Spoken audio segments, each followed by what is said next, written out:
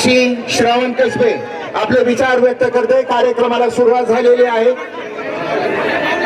कुमारी साक्षी बाळा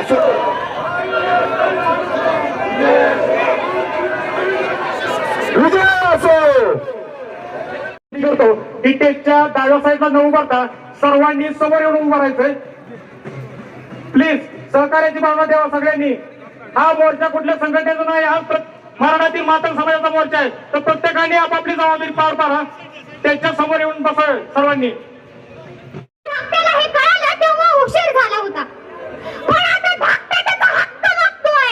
त्याचा हक्क मिळण्यासाठी तो आता पेटून उठलाय. तरी मायबाप सरकाराकडे तो गाऱ्हाणा घालतोय.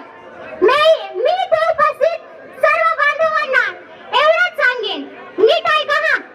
आपला बाप एकच आहे. काय तर आपला बाप एकच आहे म्हणून मागाचं लेकरू नेक आहे हे लक्षात ठेवा.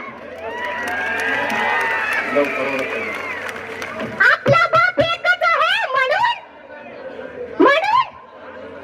आपला बाप एकच आहे म्हणून मागाचं लेकरू एक आहे. मी सरकारला फक्त एवढंच सांगेन की जरी धाकट्याला जरी हे सगळं कळायला उशीर झाला असला तरी धाकटा त्याचा हक्क मागतोय. त्याचा हक्क मिळण्यासाठी तो आता पेटून उठलाय. तरी मायबाप सरकाराकडे तो गाऱ्हाणा घालतोय. मी इथे उपस्थित युवकांना एवढं सांगेन की जुल्म की साए में लफ्ज खोलेगा कौन, जुल्म की साए में लफ्ज खोलेगा कौन, और हम ही चुप रहे तो बोलेगा कौन, और हम ही चुप रहे तो बोलेगा कौन. धाराशिव मध्ये विराट मोर्चा आपल्या समाज बांधवाच्या वतीनं काढलेला आहे.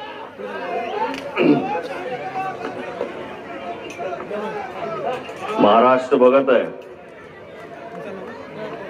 माझा समाज स्वतःच्या पायावर उभा राहत आहे आणि या समाजाची मागणी घेऊन आम्ही सर्वजण महाराष्ट्रामध्ये फिरत आहोत. अनेक जणांच्या पोटामध्ये दुखायला लागले. दुखू द्या, काही हरकत नाही. सोशल मीडियावाले एक 5 मिनिटांमध्ये मी जो बोलणार आहे त्याला योग्य रीतीने आमच्या विरोधकापर्यंत पोहोचवा.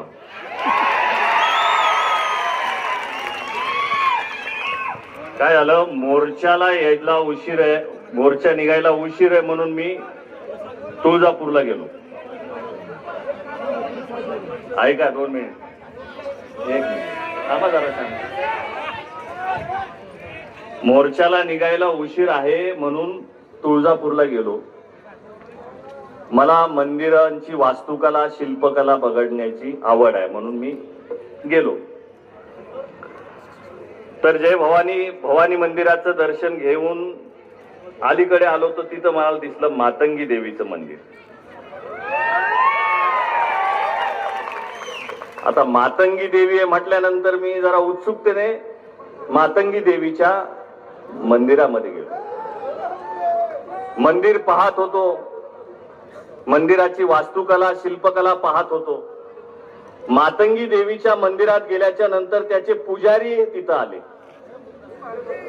बरोबर आहे. मग पुजारी तिथं आले तर मी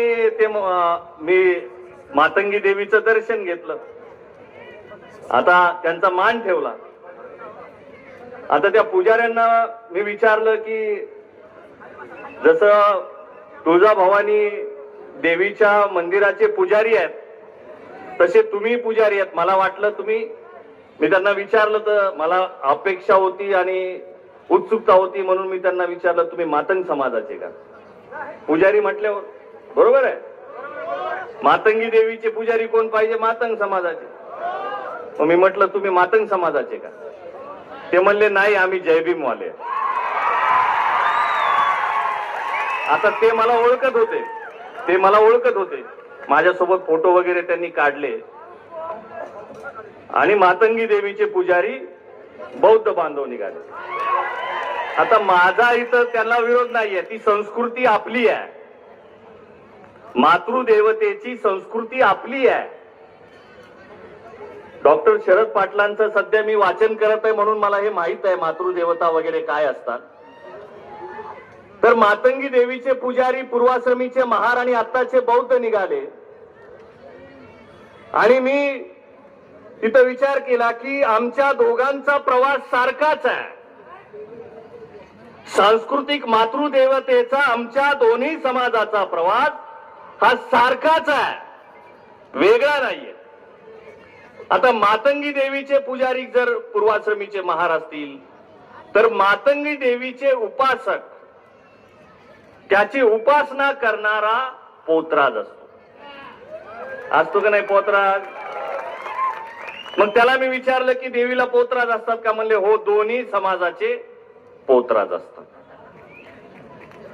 मातंग आणि पूर्वाश्रमीचे महार या दोनही समाजाचे पोतराज या महाराष्ट्रामध्ये, तुमच्या धाराशिव मध्ये आहेत का नाही?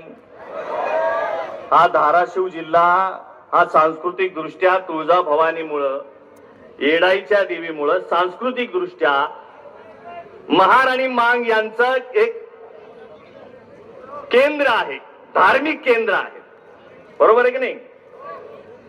तर मग मला आमच्या समाजाच्या तरुण पोरांना, विद्यार्थ्यांना, शिक्षित वर्गाला पोतराज म्हणून हिणवणाऱ्यांसाठी हे जे उदाहरण मी या ठिकाणी दिलेलं आहे, त्यांनी कधी जाऊन तुळजाभवानीच्या मातंगी देवीमध्ये जाऊन तिथं विचारा. त्याचे पुजारी हे कदम आहेत. कदम हे बौद्ध समाजाचे आहेत. तुम्ही अशी चिरफाड करायला लावू नका. हा सांस्कृतिक लढा नाहीये, हा लाभाचा लढा आहे.